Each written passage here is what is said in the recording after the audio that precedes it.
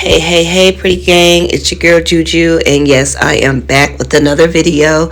Of course, before we get into anything, please make sure y'all like, comment, and subscribe. Now, I'm gonna let y'all know now, y'all might hear something in the background. That is my child. There is a snow day today, Martin Luther King Day Monday, and possibly one next Tuesday, so please send one up for me because it's gonna be a long weekend, let's just say that. So you may hear him in the background. I'm at home. I'm in Illinois, so I don't know where you guys are, but it's snowing outside currently. They called school out yesterday at like 6 p.m. They didn't waste no time, so yeah. But anyways, like, comment, and subscribe.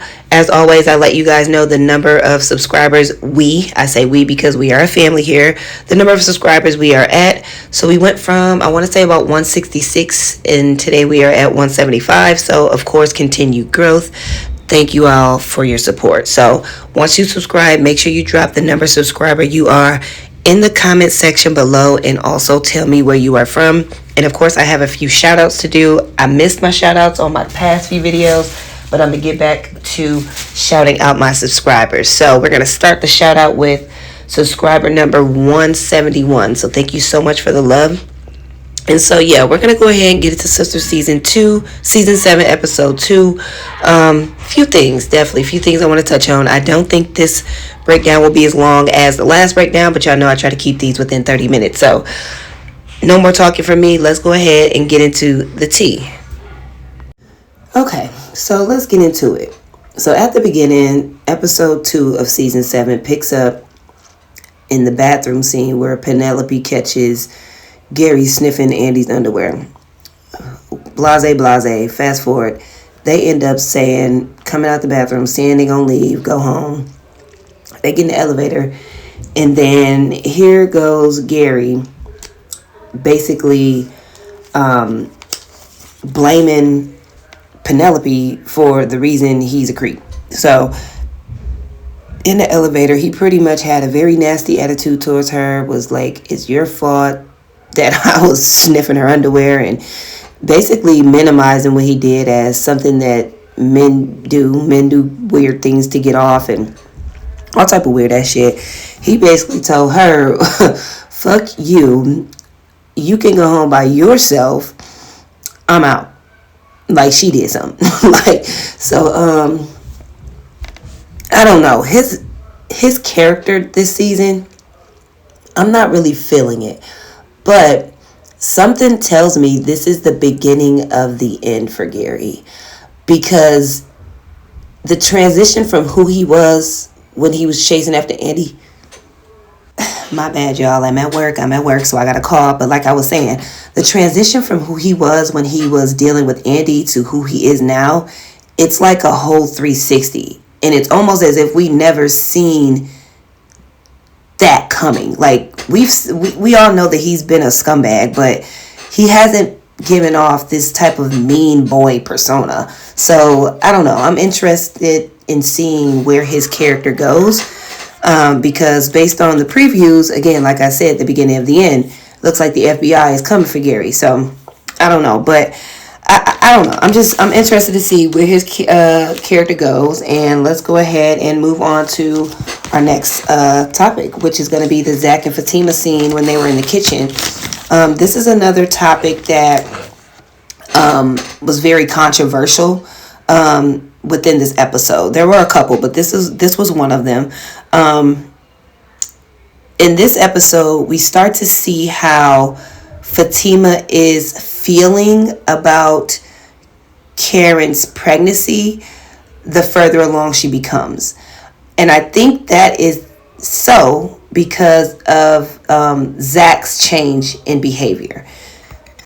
What I mean by that is, from the last episode or two in season 6 to now, Zach's attitude towards Karen was pretty much, hey, if it's my kid, I'm going to be there, I'm going to support it, but Fatima is my girl, and that's that on that.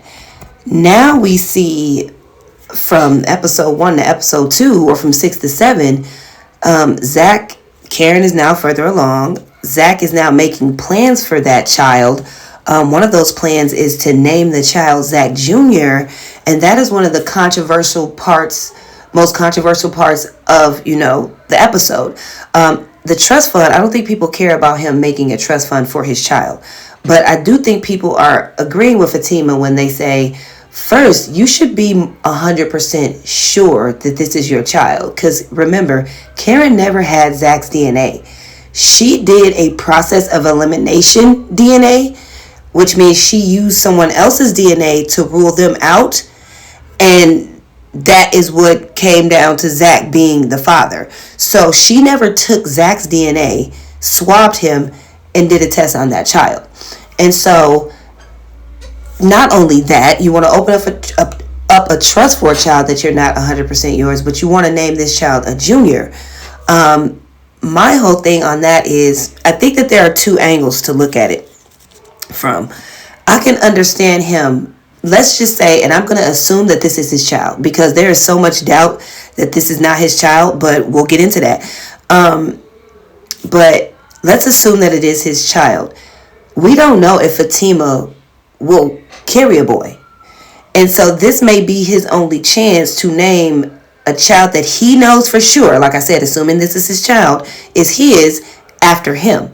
So I think that is where he's coming from and wanting to name the child after him. But there is another angle. The other angle is Fatima. Like, you have a fiance now, and this is someone that you didn't run this decision past. Someone that you have a future with, or plan to have a future with, in terms of children and a family. And naming a child outside of your future wife's a junior, I think that is a bit problematic, especially if you have not at least had that conversation with your fiance, And so, I think that is where Fatima is coming from. She's feeling away because she's like, hold on, you want to name this child a junior? You want to get this child a trust fund?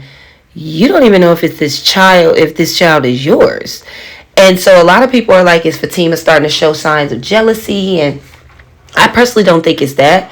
If she were to be jealous, I would feel that she would have a right to be, in a way. This is your fiance naming another child outside of yours a junior when you've been here to hold him down through all the bullshit that she's put you through, the other baby mamas put you through, and the least I could get is a junior, So I get her. I don't know if Zach, once they actually do start to get into it, because it looks like it's a little bit of tension between the two of them, if he's going to have some excuse as to why he's deciding to name this child, or reason, rather. I don't feel like it could ever be an excuse when it comes to your child, but, reason why he's naming this child a junior, or wants to name the child a junior, I would think it's similar to what I stated. Like, I don't know if you're going to have a boy, How do I know if we're even going to have children, And think about it. This is not, you can't think about Sisters, Zatima, when you think about Sisters, because the storylines are off, So this is strictly Sisters. In Fatima, she's pregnant. In Sisters, we don't know that, So I don't know. I'm curious to see where the Zach and Fatima storyline is going to head, or how they are going to get over this hurdle in their relationship, because it doesn't appear that Karen knows that this is Zach's plan. And so on the preview, we see he's going to take flowers to our grand opening. And so I'm wondering where this energy is coming from. I don't know if it's because he's like, okay, this is my child's mother. I just want to be supportive and show love. I don't want it to be any type of ill will feelings towards her or anything of that sort. Or I don't know if seeing her pregnant with his child is making him have a certain sort of, bring about certain feelings for her. I guess we'll have to see. But tell me what y'all think below in the comments, because this Zach and Fatima storyline is gonna take a little, twist, it seems. Karen left off being cordial, sending stuff over there for Michael. So maybe that kind of broke the ice with her and Zach and made him feel like, okay, well, I just want to be nice back in return. She was looking out for Michael when she didn't have to. And so I don't know. Let's see how the next couple of episodes play out. But go ahead and definitely let me know how y'all feel about this whole Zach, Fatima, him naming the child Zach Jr., do you think he's wrong for just making that decision on his own? Do you think that is something that is strictly between him and Karen, since that is the mother of his child, or this particular child? Like, what do you guys think? So again, I like to chit chat in the comments, so make sure y'all let me know y'all thoughts or y'all perspectives. Y'all may have seen things from a different angle, and like I said, I like to, I'm always on Twitter digging into the trending topics, seeing what everybody thinking, putting things together, and that kind of helps me be able to come to y'all and be able to piece things together and have something to talk about. So yeah, in the comments below, let's go ahead and get into our next topic on Sisters though. So this is the scene where Andy and Hayden bump into each other in the cafeteria at their job. And Hayden pretty much brings up Gary to Andy in terms of what is he on? Like, what's going on with him? He's acting weird lately. I don't know. And so as they are actually bonding over gossip over Gary, Fatima comes in. And this is another reason why I say I feel like this is the beginning of the end for Gary, and it's going to lead me into my next point too. But because now you have someone who we thought they was best friends, just like Andy said, aren't you guys best friends? We thought they were best friends this whole time, to now all of a sudden he's always into some weird stuff. I don't even know what he does for a living. So you don't know what he does for a living, yet you want him to help you go after Zach and ruin his life and all this. You know what I'm saying? Like, it's just weird. All of a sudden, that ain't my that ain't my bestie. He got some weird stuff going on, or why he always up to something. Like, it's just, I don't know. So now you see the flip with Hayden, how he seemed to starting to flip on Gary, turn on Gary inside I am. And then leading me to my next point, where Fatima, when she walks in, and her and Hayden just kind of look at each other, the typical dynamic between them two. And then Andy's like, can you guys just listen, let's just let bygones be bygones type shit. And they were like, no. I personally feel like, because like I said, this is the beginning of the end for Gary. What does that mean for Hayden? His character, because his character has, for the most part, been surrounded around Fatima and trying to ruin her and Zach. And he's been trying to get Gary on board with that for I don't know how long. And now that he is somewhat trying to distance himself from Gary, from what it seems like, and then, of course, we saw in the previews, Gary is about to get into some legal trouble. Where does that leave his character? Because I feel like if him and Fatima don't have beef, then we don't have a Hayden, if that makes any sense. Because even with Tamara was a different storyline for him for a moment, but it was still connected to Fatima. You see what I'm saying? So I don't know. That was just something I wanted to touch on in terms of him. Like, I feel like it's the beginning of the end for Gary. So what does that mean for Hayden? Or is this just where are we going with their characters now? So we got these new guys that came in. All the girls got new men, and we're going to get into that too. And, Karen having this baby. She playing this single black mother struggle role. And I don't know. But let's go ahead and transition from this scene to the next one. Quick side note before we get into the next scene. But, people on Twitter saying that, if you notice, every time Hayden asked Gary to help him get Zach, Gary was always like, nah, man, I ain't messing with Zach. I'm cool on that. And some people have speculated because he knew that he was in some shit with the SEC. So he didn't even want to bring no attention towards him coming at somebody else. That does make sense though, because again, the previews for the next episode shows that the feds was on his ass. But I just wanted to make that side note. We gonna go ahead and get into the shop scene real quick with Pam and Karen. And when Pam got to ordering all the stuff and saying it was for the shop and it was a business write-off and XYZ, do y'all think, because again, the people on Twitter, they be talking, I'm trying to tell you, we be putting 2 + 2 together, baby. Do y'all think that Pam was the one? Remember back season 1 or 2 where she accused Zach of running up her credit card? Do y'all think that was Pam? Because people are speculating that they think that was Pam. And it does make sense, but I can't remember that far back if they figured out who exactly did it or not. But people think it was Pam.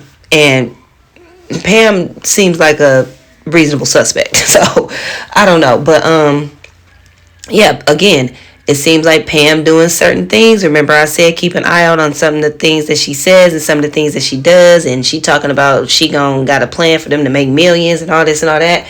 So let's see. But I don't know. Tell me what y'all think about that. And we'll go ahead and get into our next topic. Okay, so this is going to be real brief as well. This is the scene where Karen calls Sabrina and asks her to help her get set up with a personal loan. And Sabrina was like, well, didn't you already have a business loan? And she's like, yeah, but the business loan is all, basically the business loan almost gone. Now, I was under the impression that I didn't know she had a business loan. I thought, unless this is the business loan, but I thought Andy cut her a check and told her, pay me back when you can. I didn't know she had a business loan. But let's just say the two are not the same. Then that means she had a business loan, a friendship loan, and now she's asking for a personal loan from the bank. And so my whole thing is, like, Karen, this whole time, for one, you had Aaron there willing and ready to help you. And that's why I'm like, I don't know what Tyler Perry is doing with her character, but it seems like she's living this single black mother struggle type of life. And I don't really care for it because she has somebody that was there willing to take care of a child that you was telling him it ain't yours. I don't want it to be yours, basically. And he was like, okay, well, I'll still help you get your shop back going. I'll still help you with the kid. Like, so you have somebody there willing to help take a lot of that burden off of your shoulders. Refused it, denied it, because you wanted to chase after a man who's already engaged. So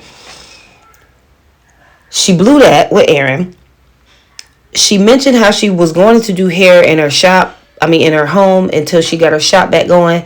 I don't know if Pam or who was it that talked her out of it or told her that they didn't think that was a good idea. The dumbest idea. Like, girl, you don't have to let every single customer in your home, but at least to keep some money flowing in, at least show the customers that come more frequently, I guess, let them come. Let those customers come. That way you can still have a constant flow of some type of income, so I'm just under the impression that she just been around here pregnant, getting loans, and not touching a single head. Like, I don't know. So what do y'all think about that? Because now I'm questioning Karen. Like, girl, what do you have going on? Because, again, in the future, it's supposed to come out that allegedly this is not even Zach's child. And I was on a Twitter space and I heard a conversation in there.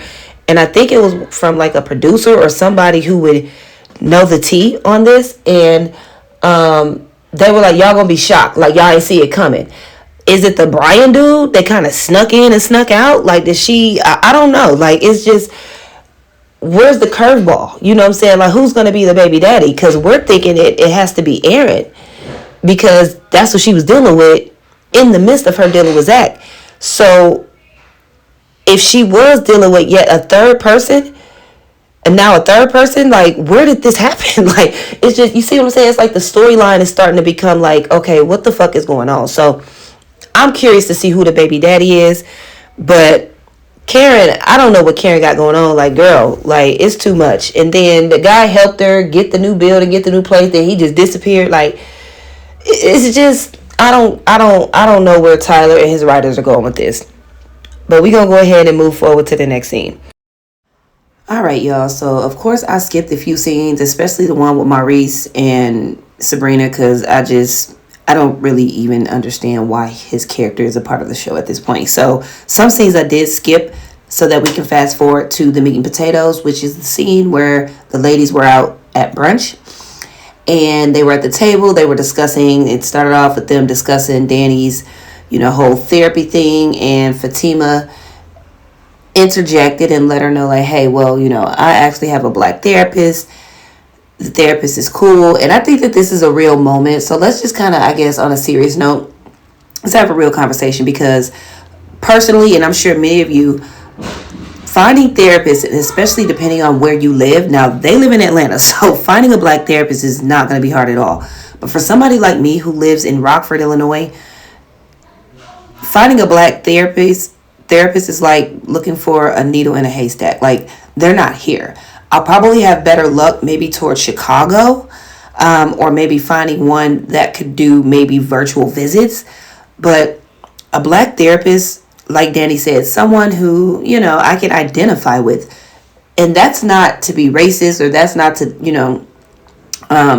that's not to have anything negative to say about therapists or doctors of different races. But any one of us, that's just a human thing. We want someone who is going to be treating us and prescribing us and diagnosing us. We want someone who can relate to us to do that. It's very easy for someone who cannot relate to you on any level to misdiagnose you, or to not really understand truly where you're coming from. So it's only natural for us to want a provider that looks like us. So, on a different note, she gave Danny her physician's information, or whatever, her therapist's information, and Danny's supposed to, hopefully in later episodes, see a therapist. So then we get into the whole, I think that honestly, before I fast forward or jump into my next talking point, I think that this is a symbol that Fatima is easing her way into the friends group. And I'm going to give you guys another symbol coming up, but her, basically convincing Danny in a way, or putting the nail in the coffin on her actually solidifying her decision to see a therapist, I think indicates that Fatima is now slowly but surely, in a way, possibly you could say, replacing Karen, or being actually included as a friend in this circle of sisters. At first, she was just somebody who, was Andy's friend because she worked with Andy. And then coincidentally, she was dating Zach. And then now, as you see, when Karen walked in, she kind of looked at him. At first, I guess Karen said that she didn't want to go to brunch. So I saw some people on the internet saying, well, why wasn't Karen there? Or why didn't they invite Karen? And Karen supposedly said she didn't want to go. So they invited Fatima. And so when Karen, she must have had a change of heart and wanted to go out and hang out with her friends, but she seen Fatima there, maybe felt a little left out, seeing him have a good time, and she was just like, okay, I'm just going to go. And so during that conversation at the table, it was mentioned that Zach's child may not be his, and this was mentioned by Danny, who made a comment. And then Fatima was like, so wait, you don't think it is? You know how people get to kicking it, And that's really what it turned into. And so a lot of people felt the way. They were like, if y'all are Karen's friends, how are y'all kicking it with somebody talking about her unborn child to someone that she it really is her rival, if we being honest. It's her baby daddy fiance. So, alleged baby daddy's fiance. So a lot of people had something to say about that, and I have a comment to say, because I agree with that. I feel like the whole situation, Karen's situation with her child, should have been left out of it, because then of course Fatima has a situation with Zach too, where now it can turn into gossip about your own friend. Although these are things that Danny has made clear, even the friend circle at a point has made clear, like, are you sure, girl? Like, are you sure Zach did that? Like, so it's not new that even the sister circle has had doubts about if whether or not Zach is this child's baby. But to be having that conversation with someone who your friend has had issues with over said baby daddy, may not want to do that. That doesn't seem like something that I would want a friend, or from the outside looking in, I wouldn't think I would care for my friends, my sister circle, like my people, to be talking to some new bitch that just kind of, finessed their way into the circle by luck, I guess, or by coincidence. So I can get what people are saying or what they mean about that. But again, that goes back to what I just mentioned. I think it's now safe to say that Fatima is a part of the friend circle. And so now they're having conversations amongst another friend. It just so happened to involve another one of their friends, Do I think it's right? No. But I think that, Fatima isn't a stranger anymore, is what I'm getting at. She is now a part of their circle. Like, they're all aware of this whole Zach and Karen and Fatima, and Fatima's been around with Andy, and so she's a part of their circle now. But I will also say this. I really feel like it was Danny, because I had to watch that scene a couple times. Like, Andy asked questions for clarity, but I don't really think that her and Sabrina were getting into it like Danny and Fatima were about to. So let me know in the comments, what do y'all think about that scene? Also, as a side note, before I touch on the last topic that I'm going to get into, is Danny, if you guys pay attention to previous seasons around the time where Fatima and Zach first got together, Danny has made it known that she likes Zach with Fatima. And she's also made it known to Karen that you should just move on. So I just feel like Danny is personally over the whole Karen and Zach and, not knowing for sure if it's his baby daddy. Notice I said for sure, because we don't know for sure. And just this whole thing being dragged on. Like, is he the daddy? Is he not? Like, is it Aaron? Who is it? Like, I think that's where Danny is at this point. With Karen and her whole baby daddy drama. But the last topic I do want to get into is the most controversial topic from this episode. So the first controversial topic I've touched on, which was the Zach and Fatima kitchen scene and the whole Zach Jr. and trust fund and all of that. The second topic was the conversation surrounding that at the brunch table. And the final controversial moment during this episode was Sabrina seemed to have, I guess, meeting this guy has really made her, he must be piping her ass down, because she is all of a sudden talk about kids. And need I mind you, they've only been dating for 3 months. Tony mentioned it on the first episode of season 7 that it's been a 3-month time gap. He said 3 months. So they've only been dating for 3 months. And she's already wanting kids, thinking about kids and marriage with her dude. And, and remember last episode, I kind of asked y'all, I don't know if y'all remember, but go back to that episode and check it out. But I asked y'all, I'm like, what does everybody want to do? Like Karen, I was specifically talking about Karen, like, what does Karen want to do? We know, like, career-wise or, in terms of that. Relationship-wise, I guess, too, but we know, I guess, relationship-wise, she's choosing the single mother route. And so here we are now, this next episode. These women have met who they perceive to be amazing men, although many people are skeptical about them. We're going to assume best case scenario for the moment. But they've met these amazing men, and they're 3 months into a relationship. It seems like everyone is locked in. Andy is locked in with Jordan. Danny is locked in with Tony. And Sabrina is locked in, I can't remember his name, with old dude though. She's thinking about children and marriage. And she's with this guy in her apartment, and, she's drunk, and you know how that shit go. And she started asking him certain questions about children and marriage. And he basically like, I'm not on that type of time with my baby girl. Like, I'm not on that. Like, I'm out here chilling. If I fuck with you and we locked in, that's really all I care about. But the whole commitment thing and children, nah, count me out. He even said he preferred cats over dogs. So this tells me right here, this scene told me right then and there that there's going to be a little turbulence in their relationship. And their relationship just might not last long. Simply because it seems as though they want two completely different things out of life. And Sabrina seems to be somebody who, really kind of knows what she wants and, wants children. She has a career, wants a husband. The typical thing that women want. Typical things that women want. Whereas you have her guy who's like, yeah, I done already did the marriage thing. Don't believe in it anymore. Kids, cool on that. And what really got me was when she was like, I can change your mind. I can make you, change your mind about kids and marriage, and let's go in the room and let's practice and this and this and this. It was almost a total disregard for what he was saying. And I think that that's where a lot of women in real life fuck up. Like, Niggas be showing y'all who they are in the dough 3 months in. You choose not to believe that because you believe in your mind that you're so good at whatever it is, whether it's in the bed, whether he loves you so much, y'all locked in, you feel like eventually he'll come around and change his mind.